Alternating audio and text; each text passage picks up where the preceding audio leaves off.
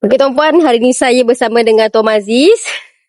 Saya nak minta beliau perkenalkan diri dan kenapa buat bisnes Public Gold ni. Okey, terima kasih Cik Ya. Assalamualaikum tuan-puan. Saya Maziz Syafiq bin Mujib, merupakan Master di Public Gold. Dan saya buat Public Gold ni sejak tahun 2018 lagi.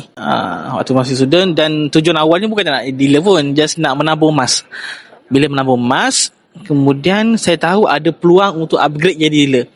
Jadi saya beli emas dalam amount yang banyak, dapat title dealer free. Dan percuma lah dapat dealer tu. Alang-alang dapat title dealer, saya buat bisnes, dapatlah passive income.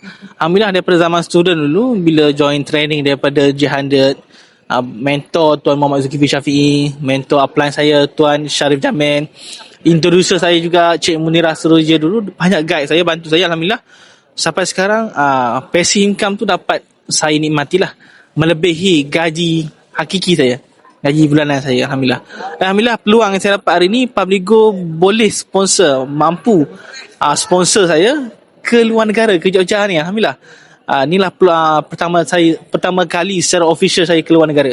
Biasanya saya keluar macam ke Thailand, seberang je lah, tak ada masalah.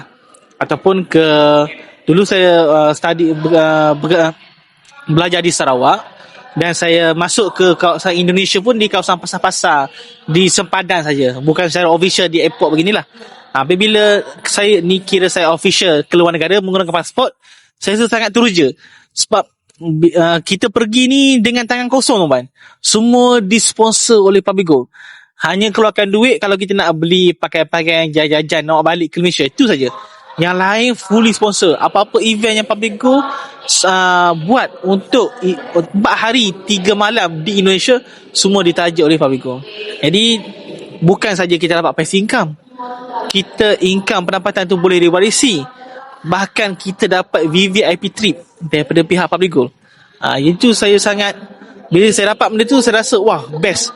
Sebab kita boleh buat Public Gold, bisnes Public Gold ni dengan tanpa orang panggil apa, Tak perlu pegang stok. Yes, kita tak perlu pegang stok, tak perlu simpan, tak perlu buka branch, kita tak perlu nak hire pekerja. Semuanya Public Gold dah settle. Kita hanya beri pendidikan berkenaan kewangan dan emas kepada masyarakat.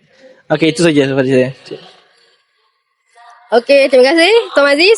Kalau tuan-puan di luar sana nak rasai pengalaman macam kami, apa kelebihan-kelebihan yang Public Gold sediakan, boleh kontak saya ataupun Tuan Aziz di sosial media masing-masing. Follow saya rapat-rapat untuk ilmu emas dan kewangan. Isi button sign up ataupun hubungi saya akan bantu sebaiknya. Desire Future with Gold.